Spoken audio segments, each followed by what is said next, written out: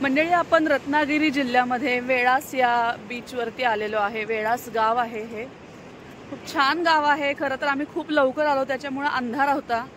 तो जो येण्याचा मार्ग होता तो मी परत जमलं तर नक्की दाखवेल। नमस्कार मंडळी, मी दीपा दांगट आणि दीपक ज्योती उवाचेच्या नवीन व्हिडिओमध्ये तुमच्या सगळ्यांचं पुन्हा एकदा खूप खूप खूप मनापासून स्वागत। मंडळी बघा, संध्याकाळ झालेली आहे। संध्याकाळ नाही, आपण रात्रच म्हणू शकतो। आणि आम्ही चाललेलो आहोत कोकणात। उन्हाळा चालू झाला ना मंडळी, की कोकणातली ट्रिप झाल्याशिवाय मजा येत नाही बघा। आणि आज सगळ्या मुलांना घेऊन मी मस्तपैकी चालली आहे टर्टल फेस्टिवल बघायला। आणि आम्ही या ठिकाणी स्वारगेटला आमच्या बसची वाट बघतोय आणि थोडासा या ठिकाणी मुलांसोबत टाइमपास चालू आहे। आणि साधारण 9 वाजता आमची गाडी येणार आहे आणि मग आम्ही लगेच निघणार आहोत। ओके चला मंडळी, बस आमची आलेली आहे बघा, टर्न घेते आणि आम्ही आता काही मिनिटातच स्वारगेटवरून निघतोय। चला बघूयात कोकणची मजा।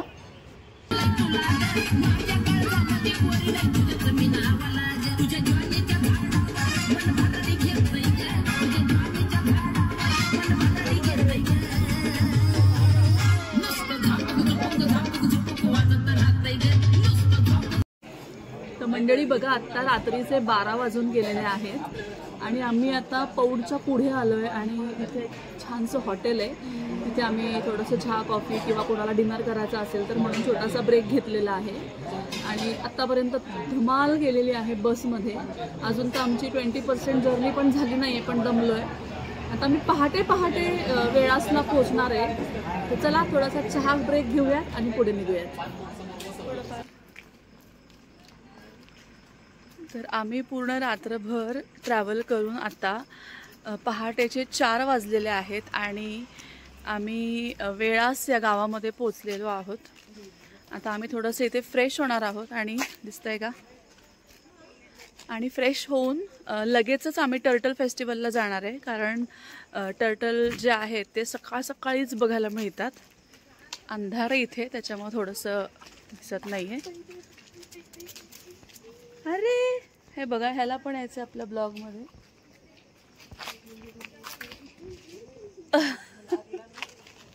याला काय होतंय मध्येच? टर्टल हॅचिंग प्रोसेस चालू असते। तर आज त्यांनी जवळपास 4 ते 5 ठेवलेले असतील। त्याच्या खालून किती निघताय ते मोजायचे प्रत्येकाने। आणि तुम्हाला व्हिडिओ वगैरे काढायचे असतील तर स्टार्ट तिथून करा। त्याच्यानंतर ते ज्यावेळेस काढतील आणि ज्यावेळेस ते टोपलीमध्ये टाकायला लागतात, तिथून लगेच गायब व्हायचं। पलीकडे रोप लावलेलं आहे, त्या रोपच्या साईडला जाऊन उभं राहायचं, कारण नंतर परत पुढे जागा भेटणार नाही तुम्हाला। तिथे पण जागा पकडायची। आणि सगळं झाल्यानंतर ज्यावेळेस सगळे टर्टल पाण्यामध्ये सोडतील ते, तर त्यावेळेस ऑफबीट आवाज दिल्यानंतर सगळ्यांनी एकत्र यायचंय। आपली जी टर्टल मेकिंगची जी ऍक्टिव्हिटी बोललो मी, ती पूर्ण करायची आपल्याला। त्याच्यानंतर मग तुम्हाला फोटोज वगैरे काढायचे असले तर तुम्ही काढू शकता। फक्त 1 तास पाण्यामध्ये जायचं नाही, कारण त्यांनी ते टर्टल सोडलेले असतात तर ते आपल्या पायाखाली येऊ शकतात, कारण लाटांनी ते परत रिटर्न येतात त्यावेळेस। शक्यतो इथं कोणीच जाऊ नका, म्हणजे पाण्यामध्ये जाऊच नका। तुमचे फोटोज वगैरे झाले, परत एका ठिकाणी आपण म्हणजे जिथं टर्टल बनवणार आहे तिथे फोटो वगैरे काढून परत तिथेच या।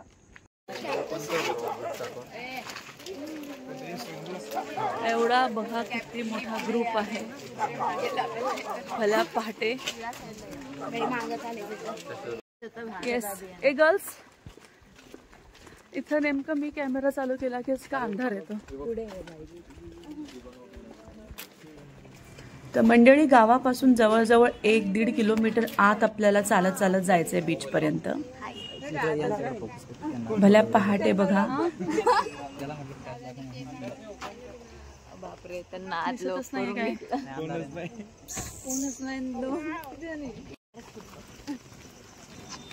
आपण जवळपास पोहोचलोय। या ठिकाणी तिकीट काउंटर आहे, इथे तिकीट काढायचंय आणि मग आपल्याला आतमध्ये परवानगी मिळते जाण्यासाठी। मला वाटते गावच्या ग्रामपंचायतीच्या अंडर हा बीच आहे। सो इथे जाण्यासाठी प्रत्येक वेळेला तिकीट घेणं जरुरी आहे, तसं कोणालाही आत परवानगी मिळत नाही। आपण आता तिकीट काढून आतमध्ये आलेलो आहोत। भटकते भटकते मिली जाएगी मंजिल, गुमराह तो वो है जो घर से निकले ही नहीं। चला समजलं का? फायनली आम्ही पोहोचलोय। हे बघा वर चालली.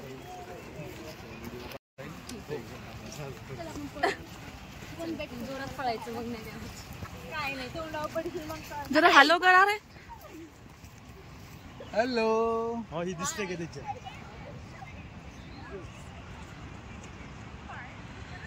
ग्रुप अजून मागून येतोय. बरेचसे लोक पुढे गेलेलेत. तर मंडळी बघा, या ठिकाणी हॅचरी बनवलेली आहे जिथे कासवाची जी अंडी आहेत ती त्यांनी ठेवलेली आहेत आणि इथे ती हॅच करतात.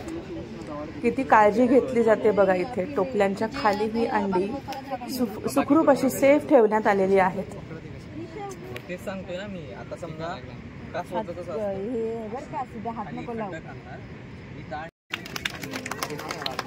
आता ज्या टोपल्या इथे ठेवलेत, मी मराठी आणि हिंदी दोन्ही मध्ये तुम्हाला सांगेन. ज्या आता इथे टोपल्या ठेवलेल्या आहेत त्या टोपल्यांच्या खाली पिल्लं बाहेर येतील असं आपण एक्सपेक्ट करतोय. अर्थात तुम्ही त्यांची अपॉइंटमेंट घेतलेली असेल, आज त्यांचा वाढदिवस असेल तर ते वरती येतील. खाली बॅरिकेड्स लावलेले आहेत. बॅरिकेड्सच्या बाहेर सगळ्यांनी थांबायचंय. आपले मोबाईल आणि कॅमेरा त्या दोरीच्या बाहेर किंवा लाईनीच्या बाहेर राहतील एवढी खात्री करून घ्या. मोबाईल आणि कॅमेऱ्याचे फ्लॅशलाईट बंद ठेवा, कारण हे लाईटच्या दिशेला आकर्षित होतील. एकदा पिल्लं पाण्यात गेल्यानंतर पुढची 15-20 मिनिटं कोणीही पाण्यात जाऊ नका, कारण लाटेबरोबर हे परत बाहेर येऊन आपल्याच पायाखाली येऊ शकतात.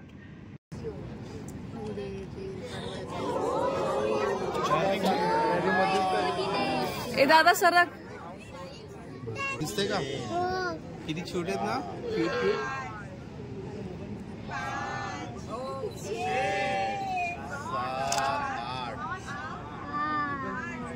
बहुत सारे बच्चे आ गए. और भी अंडे होंगे.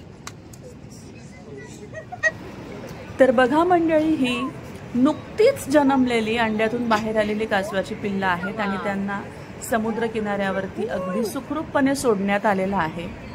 आणि बघा, त्यांचा समुद्राच्या पाण्यापर्यंत पोचण्याचा हा आयुष्यातला पहिलाच प्रवास आणि सर्वजण किती लोक उत्साहाने तो बघतायत.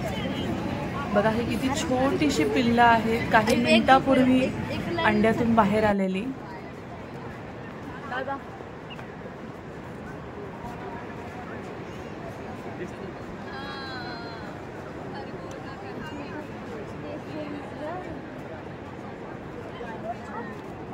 ती माझी छोटी टर्टल आहे, तिकडच्या पेक्षा छोटी आहे. मंडळी, तुम्ही पण या टर्टल फेस्टिवलला एकदा नक्की या. काहीतरी खूप आगळा वेगळा असा हा अनुभव आहे.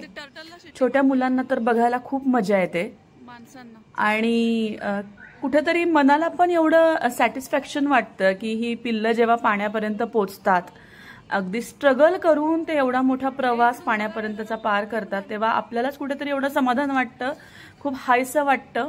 बघा किती लोक आहेत सकाळ सकाळी बीचवरती. आत्ता मला वाटते सकाळचे 6:15 वाजलेले आहेत आणि गर्दी बघा पर्यटकांची इथे. नवजात कासवाच्या पिल्लांना किनाऱ्यावर सोडलेलं असल्यामुळे वेडास या समुद्र किनाऱ्यावरती कोणत्याही पर्यटकांना पाण्यामध्ये जाण्याची परवानगी नाहीये. सर्वांनी हा सोहळा बाहेरून लांबूनच बघायचा आहे.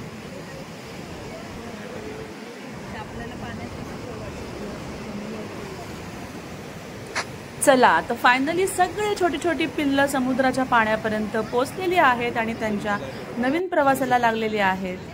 आता आपण जाऊया टर्टल मेकिंग ऍक्टिव्हिटी करण्याकडे. चला, आपला ग्रुप आपल्याला बोलवतोय, पळा.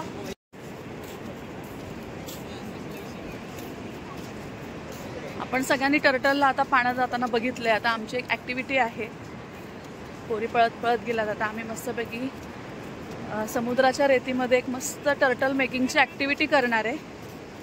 बघा हा किनारा, प्रायव्हेट बीच आहे हा. इकडे एंट्री फी दिल्याशिवाय येता येत नाही. टर्टल गेलेले आहेत पाण्यामध्ये. त्यांचा बर्थडे आज सेलिब्रेशन आपण केलंय. हे काय करतेस तू?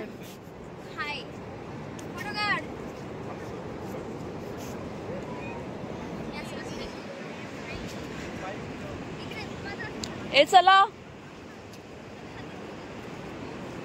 मंडळी, आपण रत्नागिरी जिल्ह्यामध्ये वेळास या बीचवरती आलेलो आहे. वेळास गाव आहे हे. खूप छान गाव आहे. खरं तर आम्ही खूप लवकर आलो, त्याच्यामुळे अंधार होता.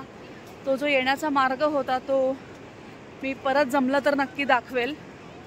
परंतु या ठिकाणी खूप सुंदर उपक्रम केला जातो. म्हणजे साधारण डिसेंबर जानेवारीच्या आसपास कासवाची जी मादी आहे ती भरपूर अंडी देते. या बीचवरती खूप मोठे मोठे कासव दिसतात त्या पिरियडमध्ये. आणि ही सर्व अंडी या बीचवरून जमा करून एका हॅचरीमध्ये त्यांनी एक आर्टिफिशियल हॅचरी बनवली आहे. हे बघा, जिकडे आपण मगाशी ते ग्रीन शेड दिसतंय ती हॅचरी आहे.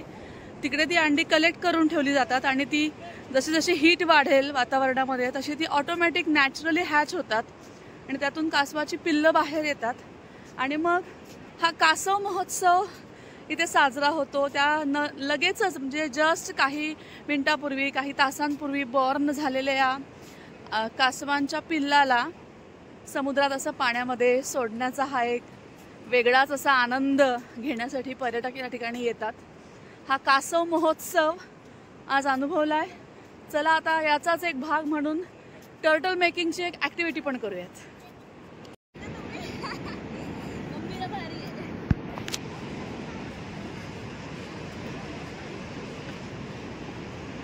बघा, इकडे टर्टलचा एक शेप बनवलेला आहे आणि आता ह्याच्यामध्ये रेतीपासून आपण टर्टल बनवणार आहोत. सकाळी सकाळी मस्त बीचवरती मुलांची ही ऍक्टिव्हिटी चालू झाली आहे.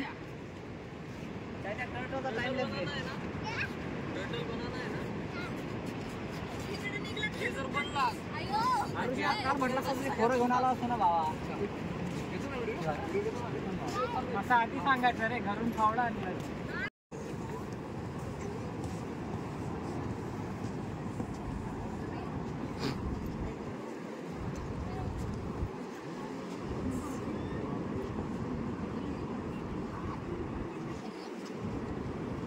कोण ना कोणतरी येते म्हणून मी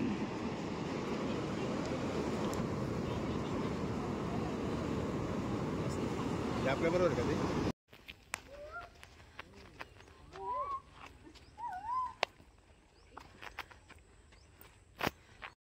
चला मंडळी, टर्टल फेस्टिवलवरून आम्ही आता पुन्हा रिटर्न निघालेलो आहोत. जो रस्ता मी तुम्हाला सकाळी भल्या पहाटे अंधार असल्यामुळे दाखवू शकले नाही तोच हा रस्ता आहे. परतीच्या प्रवासाला लागलो आहोत. बघा, दोन्ही बाजूनी मंडळी या रस्त्याच्या खाडीचं पाणी आलेलं आहे आणि जंगल आहे बघा अगदी. म्हणजे पहाटे येताना खरं तर भीती वाटत होती. ग्रुप असल्यामुळे आम्ही आलो एकमेकाच्या आधाराने. पण जाताना बघा हा रस्ता कसा आहे. दोन्ही बाजूनी तुम्ही पाहिलं तर इकडे पाणी आहे. समुद्राची खाडी आलेली आहे इकडे आणि पाणी आहे ते खाडीचं बघा.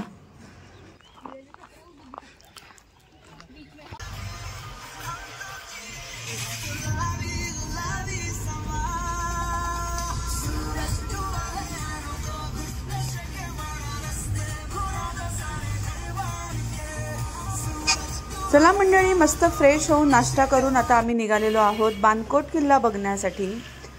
तर बाणकोट किल्ल्याकडे जाताना रस्ते खूप छोटे छोटेसे आणि वळणावळणाचे आहेत. आमची बस छोटी असल्यामुळं तिला काही प्रॉब्लेम येत नाही आहे वरती जाण्यासाठी. आपण आपली गाडी घेऊन अगदी किल्ल्याच्या दरवाजापर्यंत जाऊ शकतो. त्यामुळं एवढा काही त्रासदायक नाही आहे. चला बघूयात बाणकोट किल्ला कसा आहे ते.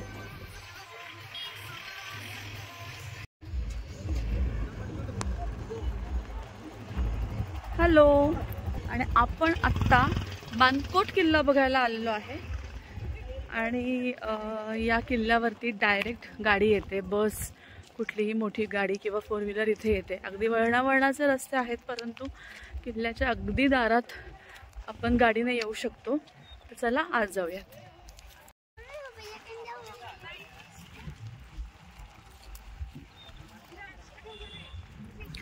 एका बाजूला समुद्र आहे आणि वरती उंचावरती हा किल्ला आहे बघा मंडळी. जवळ जाऊन पण व्ह्यू दाखवते. बघा मंडळी, भगवा फडकताना दिसलेला आहे किल्ल्याची शान आपल्या.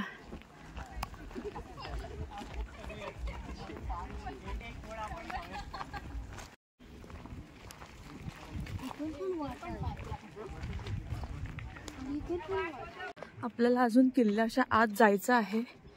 तुम्हाला इथून वरून एक समुद्राचा व्ह्यू दाखवते. हे बघा, वरती आपण टॉपला आहोत आणि खाली संपूर्ण हा अथांग असा पसरलेला समुद्र आहे. आणि हे बघा, या बाजूला आपला किल्ला आहे.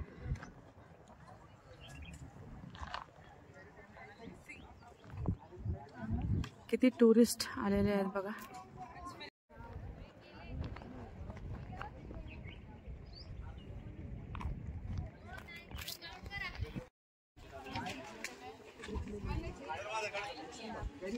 भव्य अशी इथे ठिकाणी 2 बुरुजांच्या मधून एंट्रन्स आहे.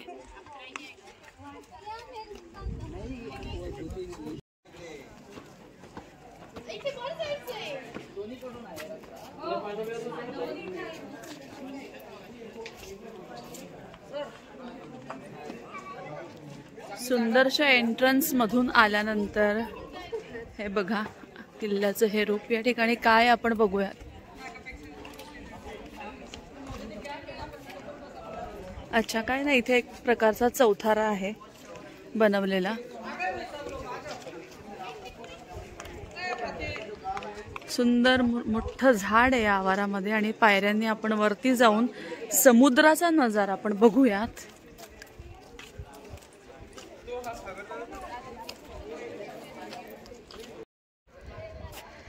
हे बघा, आपण वरती आलेलो आहोत. हे किल्ल्याचे बुरुज बघा. या एका चौकटीतून आपल्याला समुद्राचा व्ह्यू दिसणार आहे. हे बघा,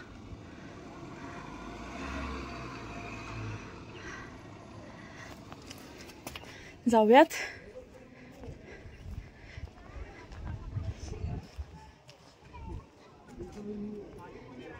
मुलं बघा किती लांब गेलेत तिकडे. आपण पण जाऊया.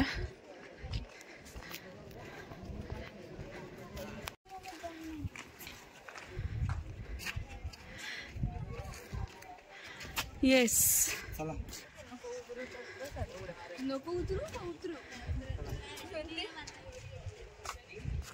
भारी येते. मंडळी, या गडाला हिम्मतगड असं सुद्धा म्हणतात आणि बाणकोट किल्ला असंही या गडाचं नाव आहे. बघा किती सुंदर आवार आहे या किल्ल्याचा.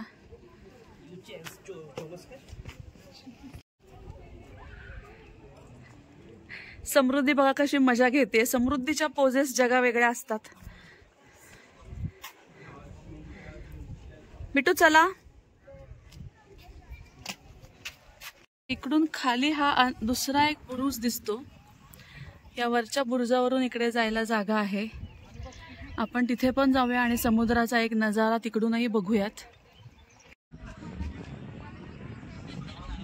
मंडळी, किती शान मध्ये हा भगवा फडकतोय बघा या ठिकाणी. आणि हा खालचा सुंदर असा समुद्राचा व्ह्यू बघा.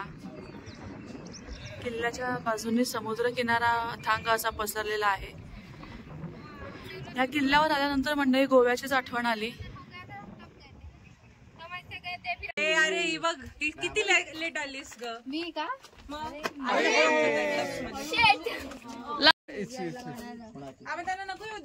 योगिता.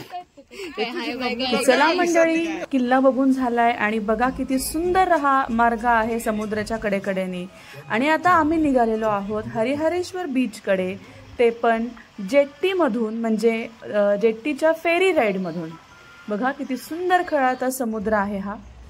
आणि बघा मस्त जेवण वगैरे करून आम्ही या जेट्टीवरती पोचलेलो आहोत. समोर दिसते ही छोटीशी जहाज किंवा बोट जे काय असेल ते, त्याच्यातून आता आम्ही जाणार आहोत. मस्तपैकी अरबी समुद्रातली ही राईड करत करत आम्ही हरिहरेश्वर बीचकडे निघणार आहोत. खूप शॉर्टकट आहे हा. जवळजवळ 100 किलोमीटर अंतर बाय रोड जे आहे ते वाचतं जेव्हा तुम्ही या फेरी राईडने जाता. आणि खूप मस्त अफलातून अनुभव आहे. चला जाऊया फेरीवर. वरती डेकवरती जागा पकडायची आहे. चला पळा.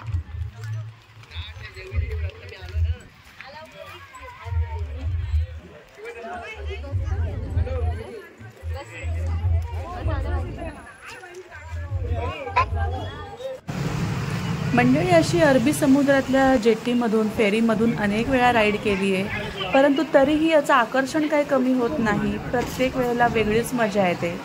चला तर आता हरिहरेश्वर बीचवरती थोडीशी मजा करून सनसेटचा अनुभव घेऊन आम्ही परत पुण्याकडे निघणार आहोत. नाईट टर्न मंडळी व्हिडिओ आवडला असेल तर नक्की लाईक करा आणि पुन्हा एकदा अशाच नवीन डेस्टिनेशनला पुन्हा भेटूया पुढच्या व्हिडिओमध्ये. तोपर्यंत पाहत रहा दीपज्योती उवाच. बाय.